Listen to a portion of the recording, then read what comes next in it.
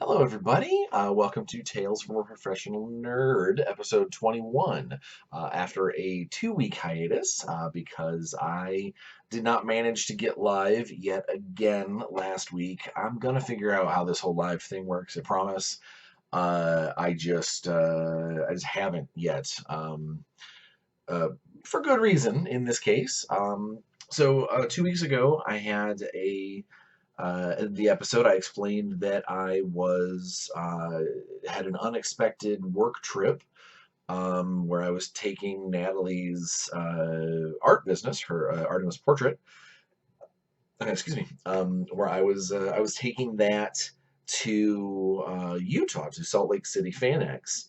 Um, Kind of unexpectedly, and that was going to get me away from the computer and everything for several days, so I wasn't going to be able to do a video. Um, so that obviously that took place, but I didn't get a chance. We were too busy during the show to really get a camera rig set up, or even really the cell phone service was not great enough for me to even try to do it from my phone. Um, I'll figure something out. I really want to be able to do lives from especially from conventions, since I do a number of conventions, and they almost always are going to overlap the days in which I want to be able to get you guys some content. Um, yeah, so we're gonna talk about that today. Actually, we're gonna talk about the show. I like to start every week with the week in Bryan. In this case, it would be the 2 weeks in Bryan. Um, so last week was my trip back and forth to Salt Lake City with my wife.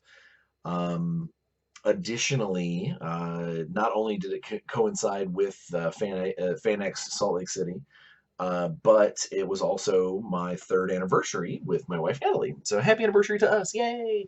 So we got to take a road trip. Kids were with their various family members, and dogs were at the dog sitters, and the cats had people come over to take care of them. So we just basically hopped in the SUV, packed it full of road stuff, and took off. Um, Now, to say that it was a pleasant drive would be sugarcoating it quite a bit.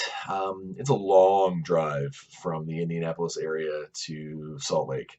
Um, if you didn't stop for any reason, like your car had magic gas tank and you never had to go to the bathroom or eat, it should take about 22 hours. Uh, we were smart enough to get an Airbnb in Gothenburg, Nebraska, halfway, both there and back. Um, and the first day I did about 15 hours behind the wheel. And that had to do with we had to do an extra stop for the business, and all kinds of restroom stops and food stops. And it was just, that first day was rough. By the end of the night, I was ready to just fall into the B&B bed and just be done. And then we got up the next morning. We did the second half of the trip, which ended up being about another 12 hours, 11 hours or so, um, which was a much better ride because most of it was during the day. And we got to look at a lot of pretty stuff, a lot of pretty landscape. In Indiana, we have a few hills, but it's mostly flat and trees, and the cornfields and soybean fields. So getting out west, you get a chance to see, buttes and plateaus and mountains, and so there was a lot of nice landscapes. And anybody who knows me knows I am a sucker for seeing animals in the wild. Whether it is just down from the most domestic, or not domestic, but the most uh, universally seen wild rodent, like a prairie dog or a squirrel, um, to that those random like bald eagle sightings, or I'm pretty sure I saw a golden condor while I was out there. Um, but regardless, I'm a sucker for animals. and I love seeing them, in the wild. Natalie and I are pretty sure we saw a group of 10 or 15 wild horses while we were out there running around. Um, like it was a very pretty country. I won't I won't lie, I hate driving in the mountains. It makes me so paranoid that my brakes are going to give out, or that a semi is going to tip over or something. Like it pulls up every single terrifying, you know manic spiral that I have about being on the road with other human beings. It 100% pulls that right to the surface. So I spent a lot of the time actually in the mountains driving with like white knuckles and doing my best not to freak out. Can't freak out. Don't want to freak out. And so, I mean, it's nice when I get those few moments of, oh my gosh, hey, that's like a little group of grasslands antelope. That's awesome.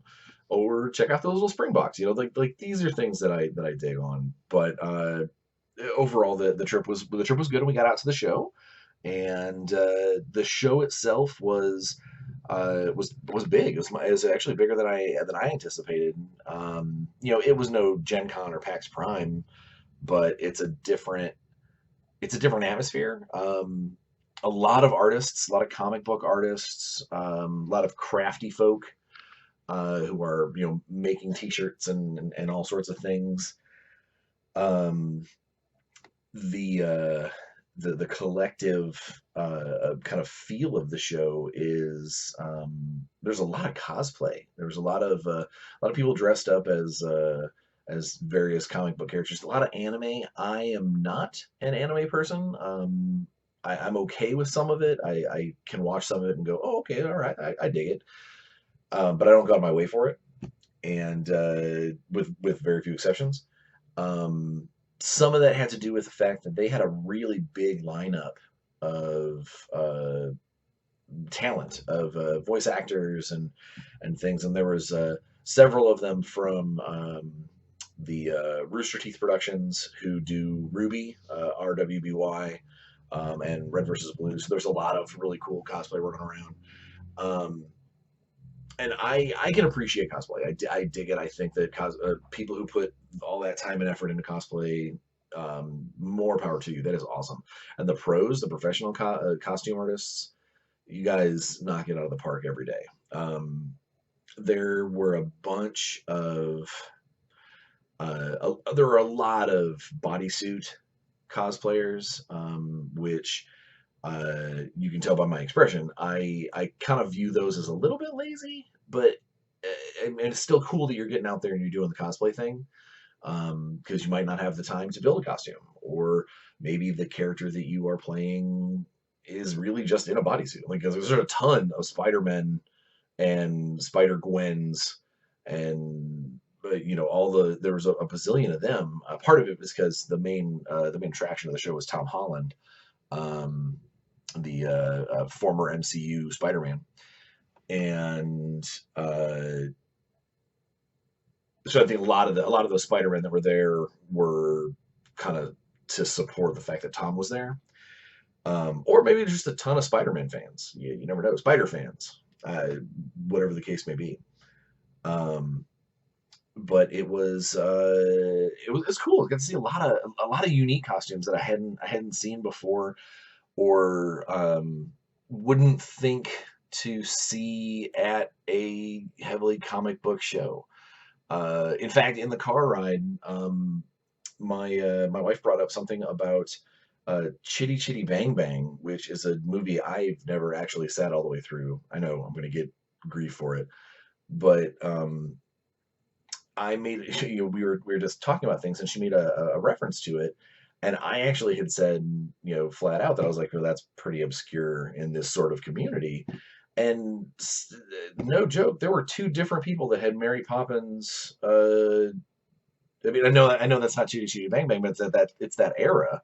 It's that style, that live action Disney theming, with like the chimney sweep guy and Mary Poppins cosplay. I thought I saw the same when I saw the first one. I was like, all right, well, that's unique. And then I saw another one, and I thought it was the same people initially, and then they turned, and I was like, all right, no, it's a second person that did Mary Poppins cosplay. Um, which again, maybe there was someone on the panels or in the voice acting or something like that that maybe they had a role in one of the Mary Poppinses. I honestly have no idea. I just thought it was really weird that I was like, all right, cool. I guess that is a thing, and maybe I should not be so judgy about about who's cosplaying as what. Um, but I saw a couple of them. There was a lot of anime ones that I didn't recognize. Like I'd see something and go, "That's a cool costume. That's got to be from some anime," but I didn't recognize them. There were a couple of them that were just spot on. I didn't see her, but my wife said that there was a Jessica Rabbit that was like a cartoon that stepped off the page. Um, I saw a Harley Quinn. I mean, I saw lots of Harley Quinns. Harley Quinn's always really popular with cosplay, but I saw a Harley Quinn that is it was the costume from the go-go dancing scene in Suicide Squad. So a costume that she actually only has on for like 4 minutes on screen, and it was perfect. The person the girl who was wearing it, like if you would have put another 4 inches on her height and you know like a squint a little bit, you thought that it might have been Margot Robbie. Like it was perfect. It was a really really good cosplay. Um, but yeah, so like so the show itself, there was a lot of costumes. Um, I was a little underwhelmed at the business aspect of it. So from a corporate, business sales standpoint, there are a lot of people out there that were just there kicking tires. Oh hey, your art looks really great. This looks really beautiful, and then walk on. Or a lot of people that were, this is the best thing I've ever seen. Oh my God, I've never seen anything like this before. But I don't want to give you $3 for a postcard of it. Like, so it's a different feel. I don't know if that was maybe just the general like the idea of that show, or if maybe because I don't do a lot of cosplay heavy shows. Um, Maybe cosplayers don't want they don't have any pockets. They don't want to take the art around with you. I don't know. I really don't know. Um, there was a lot of families, where at things like Gen Con and Origins, you see families, but it's normally I mean, I'm gonna sound awful. It seems like the kids are luggage, where they're there because they had to be there. They weren't, they're not there for the show. They're there because the parents want to be at the show, and the parents want to do all the buying and stuff. At this show, there were a lot of kids there, a lot of young, like groups of young children or younger children, that were either left to their own devices. Like I saw several like gaggles of preteens running around doing things, um, or a family that would be like a mom and dad, and here I brought my kids, and some of the stuff for what they were doing at the show is absolutely for the children, and that's kind of newish to me. There's always kid friendly stuff in Origins and Gen Con. There's always kid friendly stuff, but this one had actually attractions that seemed uh, not just kid friendly, but angled at younger audiences. There were the Star Wars Imperial 501st, the professional cosplay troupe. They had a huge showing. A bunch of droids, cool remote control droids, tons of awesome costumes, as always. Those guys always do great. Um, but they were there for charity, doing all kinds of pictures with the kids and everything. There was actually a giant like kid playground pirate ship inside the hall. Um, so it wasn't like we're segregating the kids off to the side, get them out of the way. This was part of the part of the program, part of the show was there's this big pirate ship. Um, where the kids could run up and down, and slides, and it was cool. It was really really neat. Um, I again I it was I was not used to seeing families with their children at the show, um, or at least there because they're there for the kids themselves. And knowing how much the tickets are to get into some of these shows, that's got to be expensive. Or maybe kids under a certain age get in for free. I don't know. I mean, something we could look up in the future. I have no idea. What I do know is, from a business standpoint, that did not help sales.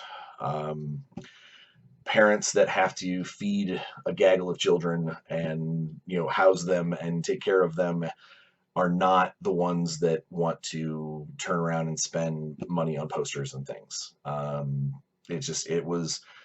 It was kind of a downer when it comes to the profitability of the show, but that set aside, the show itself was a ton of fun. We met all kinds of cool people. My Natalie met with a couple of Walking Dead slash Sons of Anarchy stars that we've actually met before, but she made really really good connections with them this time, like personal connections.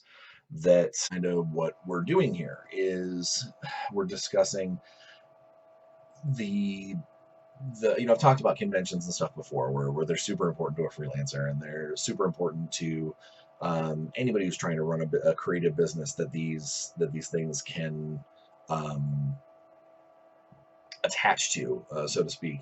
But it is they're paramount to a kind of a steady stream of interviews with various companies. Or if like a business person goes to a employment expo where they're going to talk to 200 people about this, either their position or the job that they want.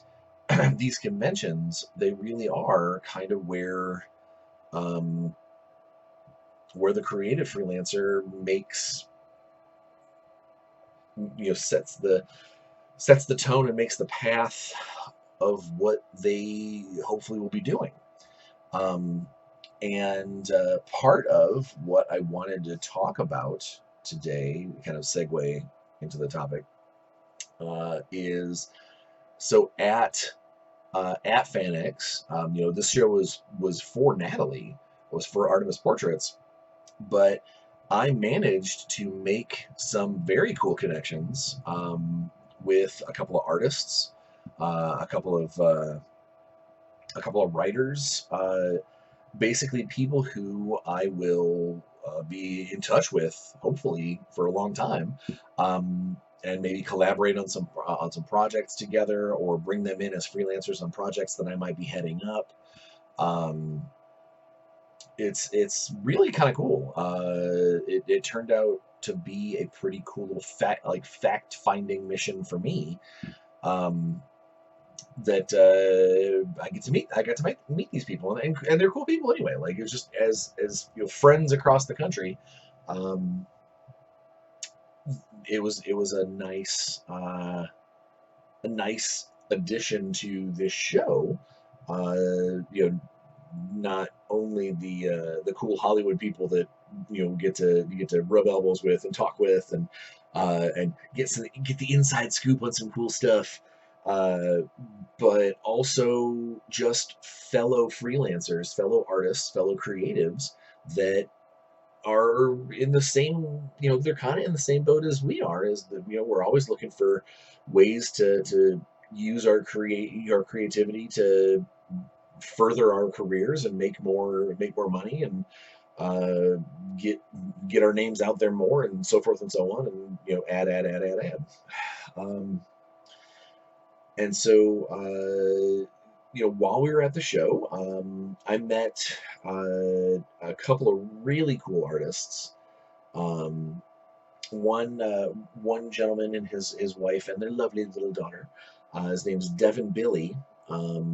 Again, all these guys, I'm going to put their contact information in the description, so that way you guys can go check a look at check a look check a look take a look and check out their stuff. Uh, Devon, he is a comic book style artist. He does really cool, he's very fast pencil work, like fine line. But then he does some digital painting and things on top of them, and really cool stuff. Um, and Devon's wonderful wife Heidi, they were our neighbors at the show. Like they had the table right next to us, and so we got to look at a lot of their art, look how they did stuff, and they got to look at ours, and we got to talking, and serendipity as it is, they're a bunch of D&D fans, so we got to talking a little bit about role playing, and my again, when I go to the shows for Artemis, it's weird for me because I take a back seat. Normally I'm front and center. Hey, I'm trying to sell this game, or hey, I'm trying to get this gig. 20 years in the industry. That's normally me. But at these shows, at these art shows, I'm just the mouth. I'm the announcer. Natalie's the talent. She's the artist. I'm there to just pedal and try and get her more attention. And so it was weird talking to people, and then one of Devin and Heidi's friends, stopped at the booth for a little while, and we were talking about things, and I made a sideways reference about how I got in the industry, and this guy next to their friend is like, I thought your name sounded familiar. Whoa. He even said something about the channel, like that he thought that he knew that he had heard about the Tales from a Professional Nerd, which he may very well have just been being nice. But whatever the case may be, it's one of those, it's always nice to be recognized, especially if that's not what I'm doing. If I'm not flag waving for it, it's just kind of a nice little, all right, I've left at least a mark somewhere. But yeah, so Devon and Heidi, we were talking with them, and they're just awesome people. Devon's a fantastic artist. Heidi is an artist in her own right. Sounds like I think she was writing the comic book that Devon wants to eventually put together.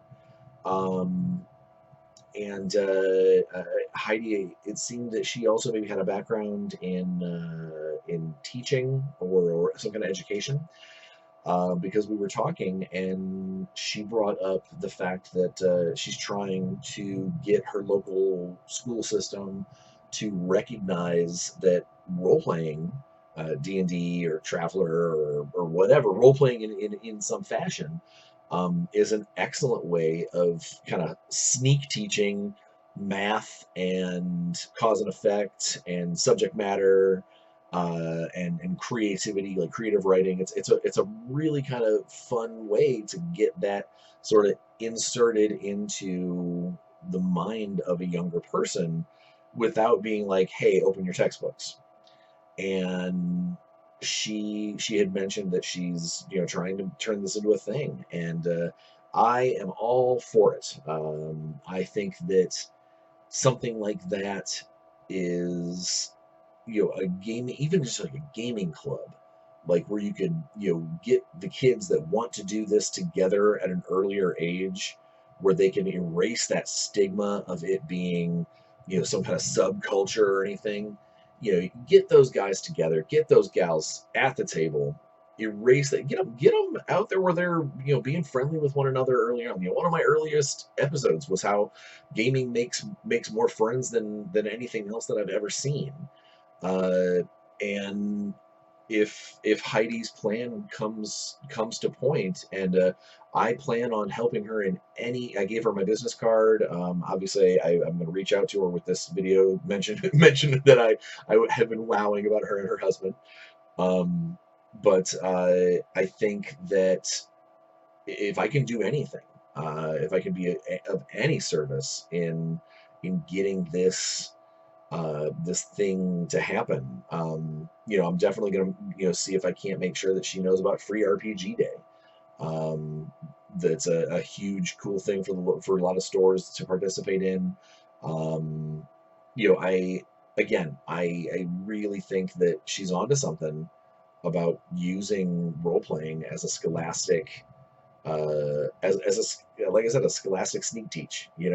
Get the kids to have fun, and then suddenly they're doing higher math levels and not realizing it, because they're trying to figure out how to beat the Goblin King, and you go, oh hey, did you realize that you just did a four-step math equation in your head?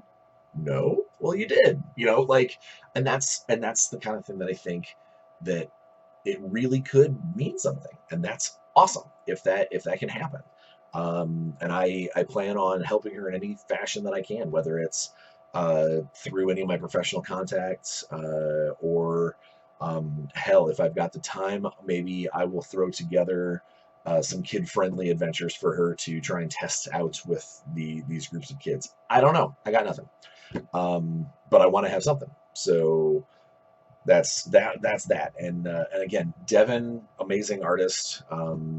I While I cannot discuss the circumstances, I do know that I will be saving his information professionally, when I get an opportunity to possibly reach out for some line art on some internals, because his stuff's good. His stuff's good, and I think that he is fast enough and good enough that if I wanted, we'll say 30 pieces of internal for a book, little quarter panel internal splashes, I think that he could get that done, and done well within any kind of deadline that most people would set up. So, um, Devin, if you're watching this, props to you and your art, and be be expectant. You expect that there will be some door knocks from me at some point when I get an opportunity. Um, and then on the my other neighbors, so we had the Artemis booth, and then on one side we had Devon. On the other side, we had the people from Apotheosis Studios. Um, Now, I had not heard of them before, which makes me feel a little sheepish, because apparently several of my common colleagues, from other avenues in the industry, have worked with them before, which is cool, or have worked with members of their studio before. And they were really pushing the concept of what's called Forever Con. It's a Denver. I'll put the link in the description.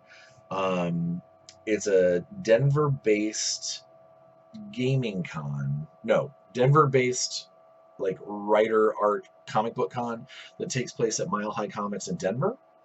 Um, and from an artist standpoint, from a creative standpoint, one of the things that they're going to try and do, after talking to Sarah, their CEO, um, they are going to try and make it that the booth spaces and things like that are free, or as close to free as they can make it, for exhibitors, for vendors, for people who want to come and sell stuff and whatever.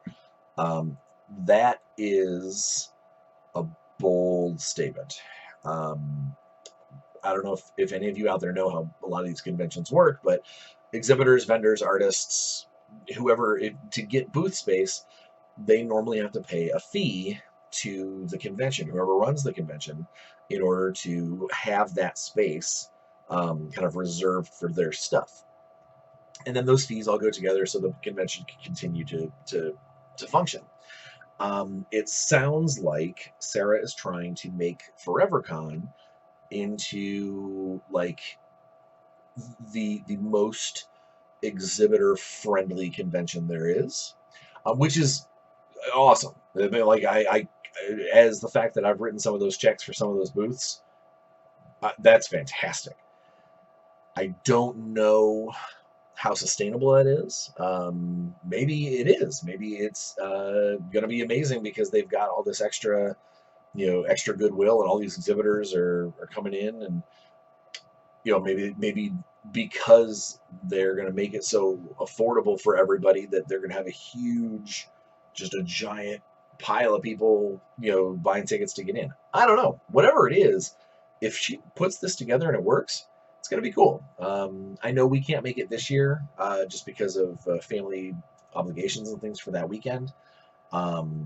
but if uh, perhaps in the future, if there's another Forever Con that we can try and get out to, I have a feeling that, especially if booths are legitimately free, there might be a good chance that, Ursa's Den Freelance and Artemis have two booths. We do our own things. Who knows? We'll see how that goes. But so ForeverCon again seems pretty cool. Hope the people in the Denver area get a chance to go out and see it. I'll put the link in the thing.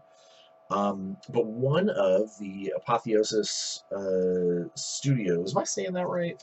Let me make sure I'm saying that right. I think so. Yeah. One of their writers was there, a gentleman by the name of Jameson Stone. He is also one of the founders of ForeverCon, but he was an awesome guy. Again, probably still is. Just a very nice gentleman who, from one writer to another, it's nice sometimes to talk about the process and having to deal with certain things, and so it was nice to kind of to chit chat with him. Um, he was trying to sell his, like, the hardcover version of his book, The Last Amazon, which looked very cool. Again, super. The Apotheosis Studios has got a lot of cool talent in it, apparently, because their art was gorgeous. Um, Very cool internal stuff like maps and runic seals and stuff. It was very, very cool. And if you get a chance to check it out, like I said, I'll put Jameson's information in the description as well. And if you get a chance to check out his stuff, you should. And then down the way was, oddly enough, so it was on the other side of Devon. Um, there was a gentleman who I've met before, and we've been at several conventions together, but I didn't know that he was an artist. I always thought that he was just a cosplayer. And you can go through and do like a Google image search for convention cosplay or cosplay Wolverine. And within at least 10 pictures, for the most part, Fox will show up. So his name is Fox. A lot of people know him as Wolverine because, honestly, he looks very Hugh Jackman-y. Like, it's. I wouldn't say it's like, oh, spitting image. If I saw him if I squinted, I'd think he was Hugh Jackman. But they look really similar. And at a lot of the shows that he goes to, he will often dress the part. He's got claws, he's got the chops, and so I've known of him, and we've met before, but I did not know that he was also a painter, and a really talented one at that. So Wolverine runs Crimson Fox Studios. It's his own little business where he paints like cel shaded style, comic book art style um, glass, and then he puts these glass in like frames, and it's really, really cool. I was very I was tempted to buy some of his stuff, but as the show was not raking in the dough, so to speak. If it was a super profitable show, I probably would have picked up one of his things. He had a really awesome Venom frame that I was like, I want that. Um, but yeah, so Fox, that's his real name. Fox does this really cool stuff, and it was so neat because talking to him, he goes to a lot of the same shows that I do, except I've always gone as as a creative or as business. He always goes as like game player, cosplayer, that sort of thing. He's only recently started to do business booths for his art, and I think he's gonna do some good stuff.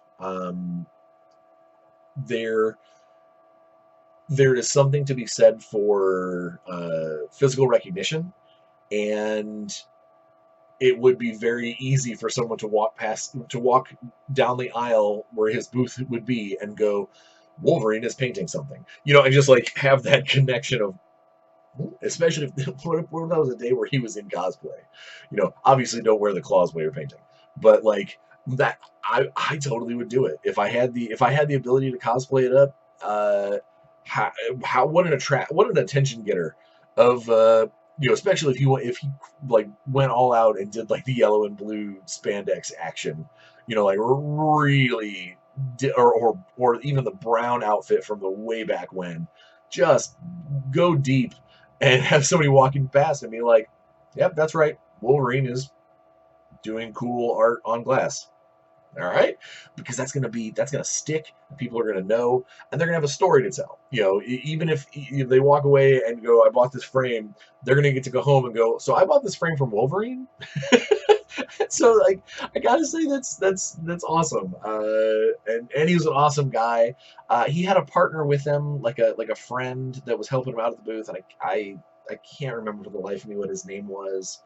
Um, but he was a super nice guy too. Like our little area, our little booth area was just packed full of awesome people. Um, we had lots of really nice folk in our corner, and it made for a really nice show. It made for a fun show. You know, combine that with getting to, you know, hang out and joke around with Ross Marquand and Ryan Hurst and, you know, some of the other Hollywood types.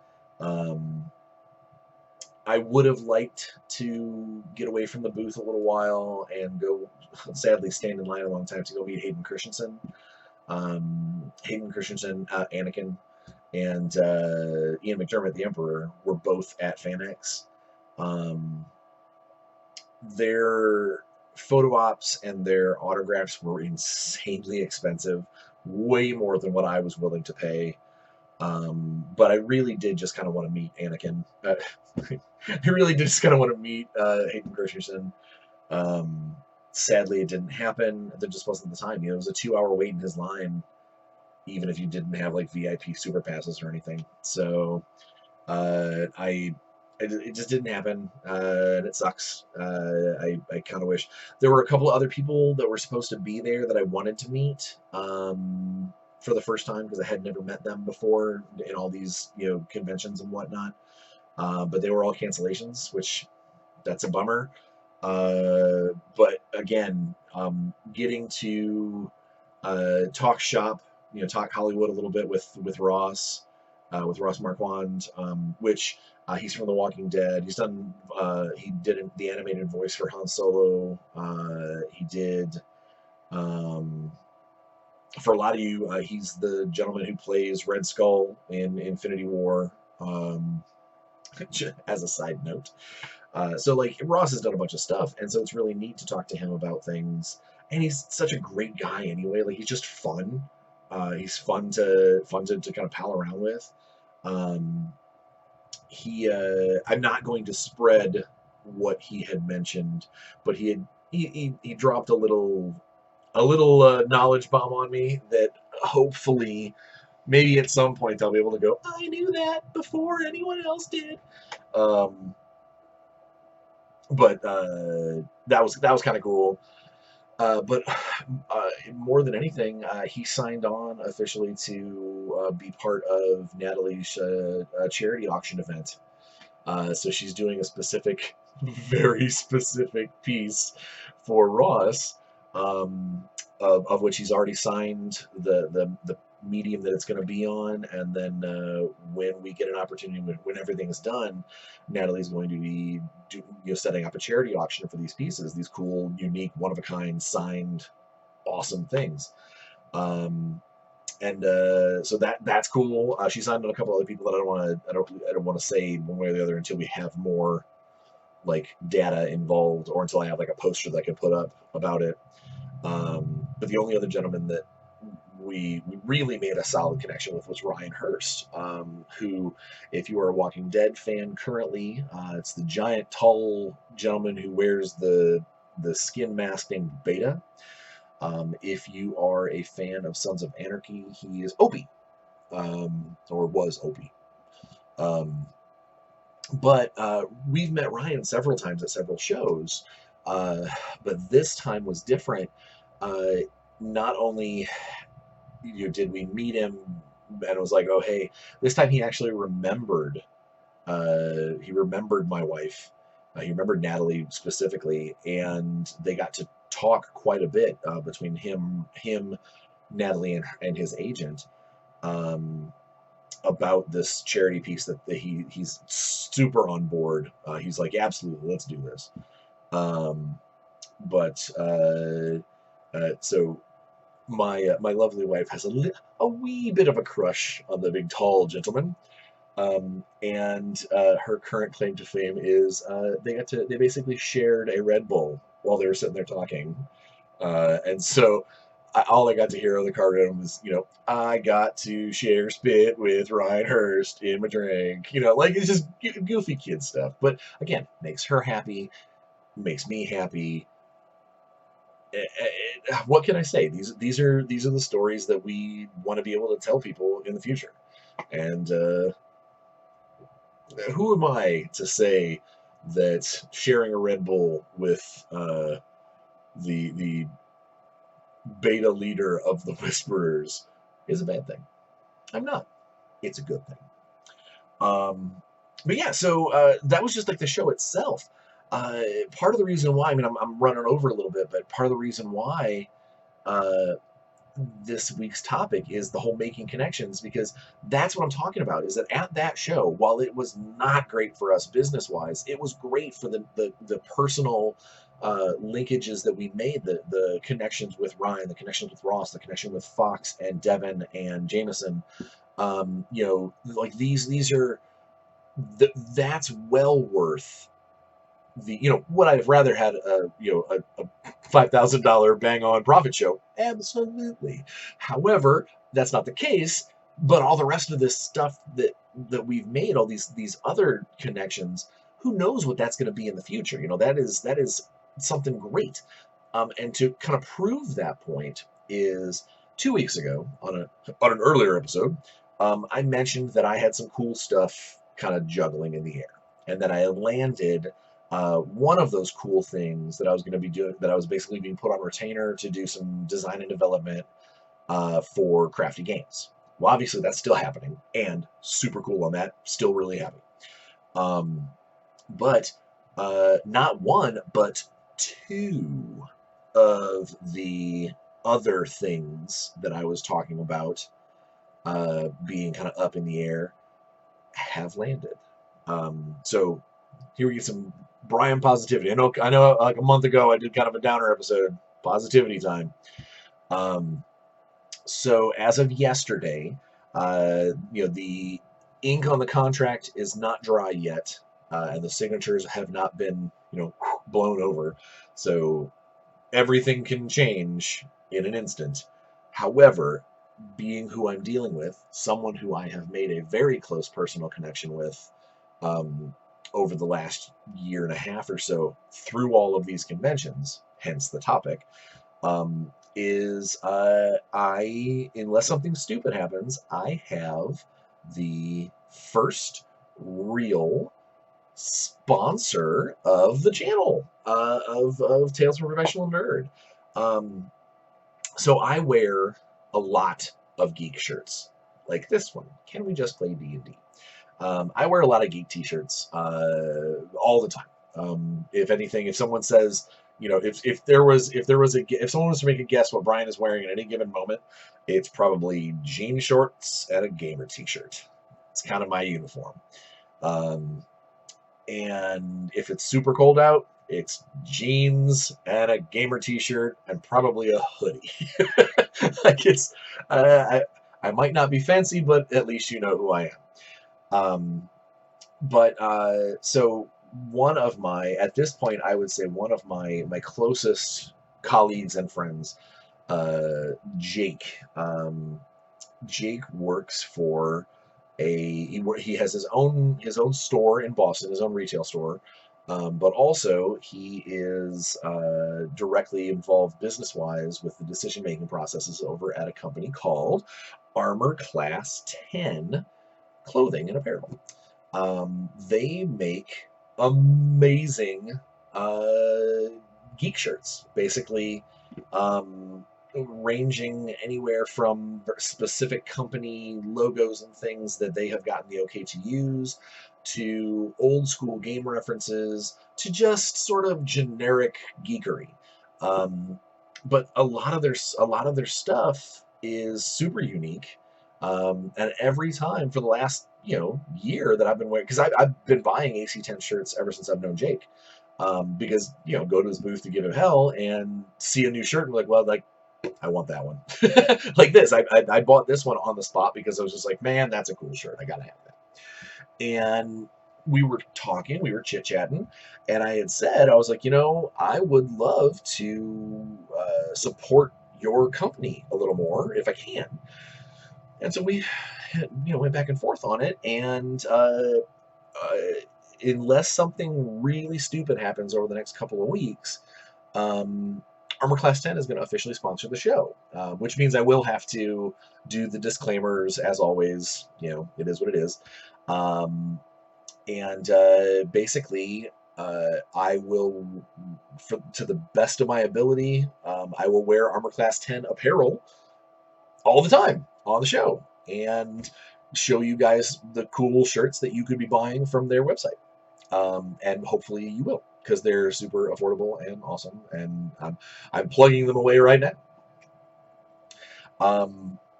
But yeah, so that was a cool bit of news, and super happy. Yeah. One of my friends, I mentioned it to him last night. We were playing Xbox, and he's like, "Oh, cool. So like, how much money are you getting from them?"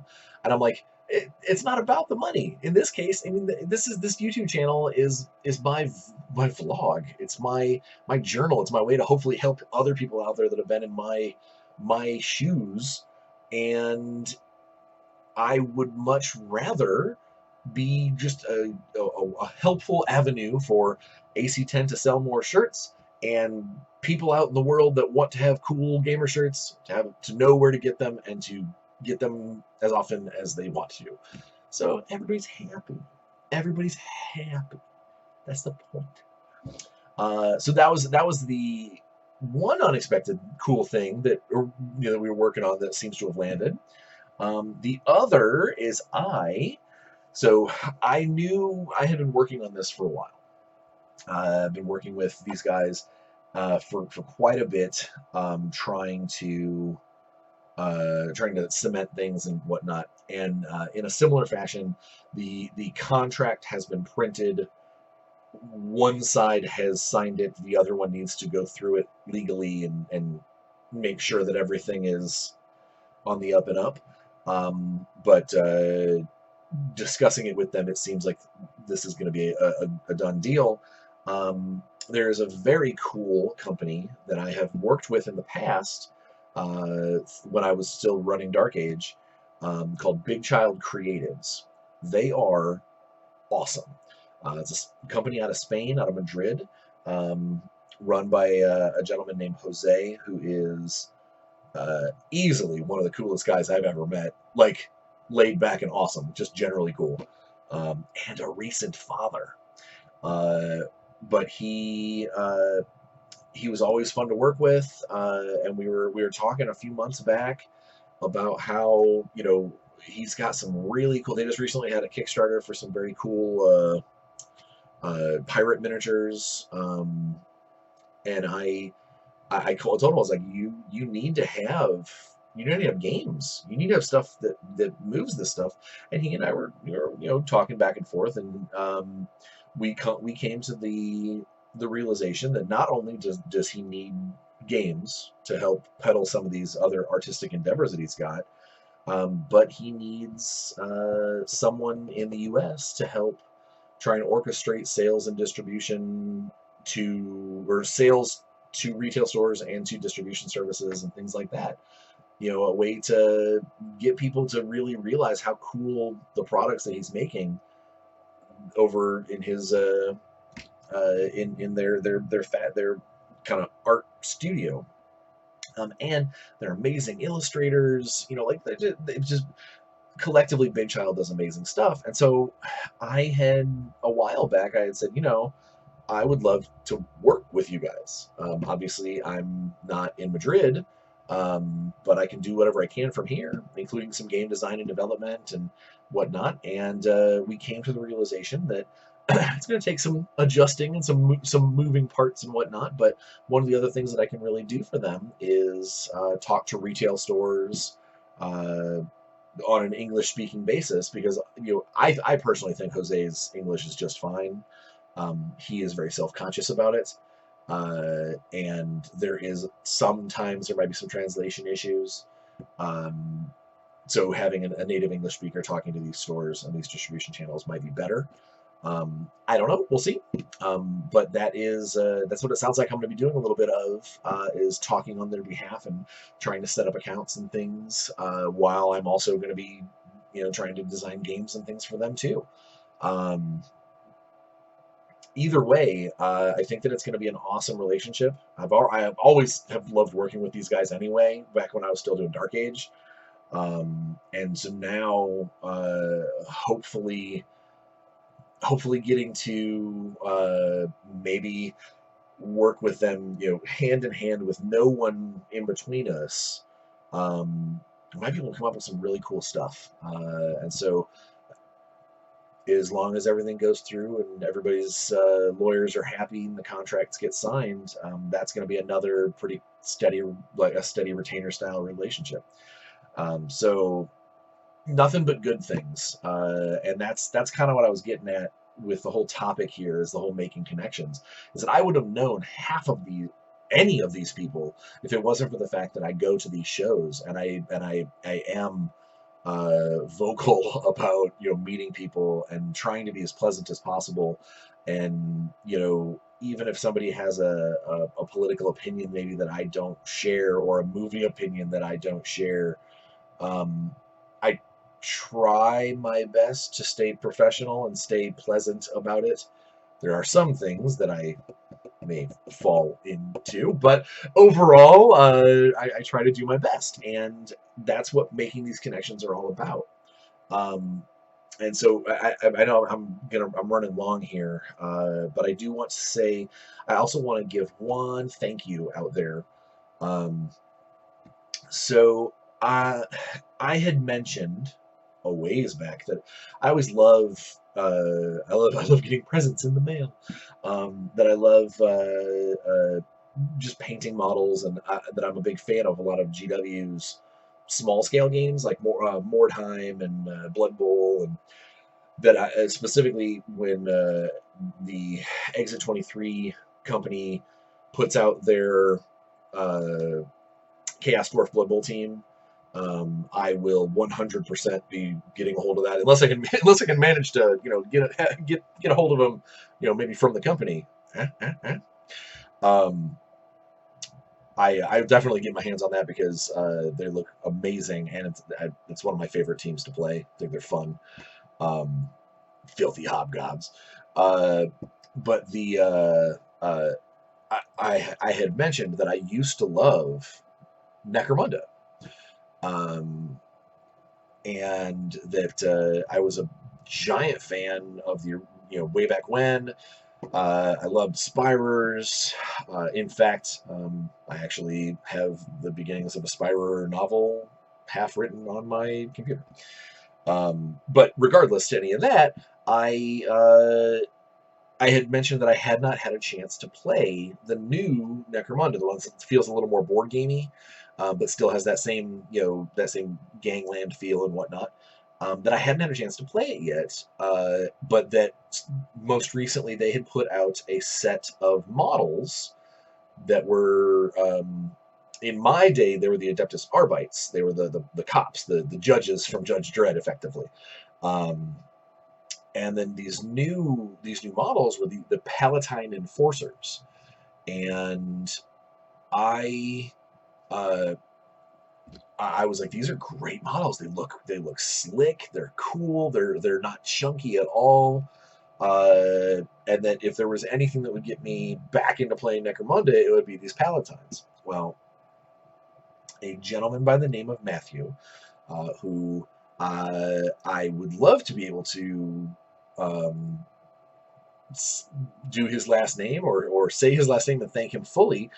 but the return address on the return label on the box just said Matthew. As a gift to the channel, which again I can't express enough that I got gifts to the channel. So I hope I did something cool for you, or Matt, if you're watching. But they sent me a little care package that had the Necromunda Palanites, the guys who I was talking about. They sent me this little care package, the main box of dudes who look amazing, but also came with these Enforcer Tactics card pack, which again I haven't played the new one yet, so I'm assuming that does cool stuff, and the dice that are specifically colored and symboled and whatnot for Necromunda and for the Palanites. So Matt, if you're watching, thank you so much. This was a super pleasant gift to come back from the Utah trip. It was a rando box from Matt, and it had a thank you note in it that just said thank you. No thank you for anything else. It was just thank you, and the address was to Bryan, quote unquote, the professional nerd. So obviously it's because of the channel. So that means the world to me. It really did. It lifted my spirits in a huge way. Not just because I was getting gifties, but also because it means that you guys are watching. You are listening. You are paying attention, and that whatever I'm doing is thankworthy. Does that make any sense? Yeah, so that's pretty much it for making connections. As far as I just wanted to point out that it's not all about clients. It's not all about sometimes it's not all about making that dollar or that euro or that British pound or that kroner or that Martian. I don't know. I got nothing. But it's super important to maintain your ability to meet new people and hopefully help each other out in the future, professionally or personally or otherwise. And as always, I hope that you will comment on the video. Go back and watch the old ones. If you haven't already, subscribe, share. I have been recently told, because I always share this on Facebook and Twitter, I've recently been told that sharing it directly from YouTube apparently has better exposure in the algorithm than sharing it from Facebook or from my post. I don't know. So if you share it, I guess share it from here instead of from Facebook or Twitter. But yeah, so yeah, give us a like, give us a subscribe, share it to your friends. Say, hey, this guy's fun. He's kind of crazy, and who knows? Maybe here pretty soon I'll be wearing another cool AC10 shirt that you might like, and you may decide you want to pick up in the future.